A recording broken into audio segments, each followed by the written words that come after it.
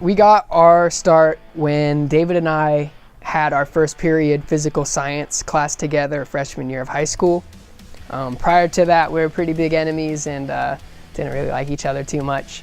And he comes into class wearing this sick, rad Blink-182 shirt, and I'm like, Blink-182? And he's like, yeah, I can play all their songs on guitar. And I was like, oh yeah, well, I can play all their songs on drums.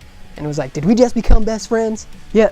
Like most pop punk bands, we started out as a Blink-182 cover band, and naturally things came along. We just started writing to our own music, and it became something a little bit more than just like, let's get together and stay together for the kids after school today, Freshman year, I joined the band. I joined as a rhythm guitar player.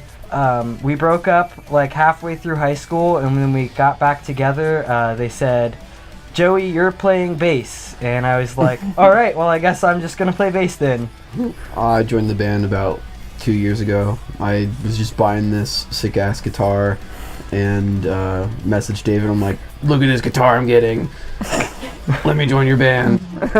We came across Life and Idol. Alex wrote it in his practice pad one day, and it kind of made sense. It kind of clicked because we're all four just trying to get on with our lives, and it seems that no matter how hard we work, we just one step forward, 2 steps back type deal. So it's a very fitting name. It's all about breaking the monotony of just living daily life.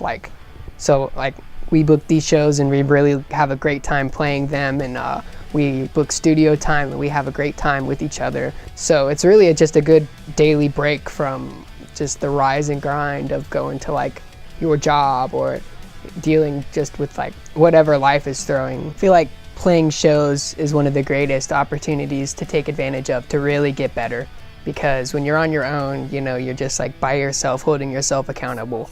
But when you're in front of all these other people, they're holding you accountable for your performance. So it kind of adds a whole another level of trying to master your craft in front of all these eyes.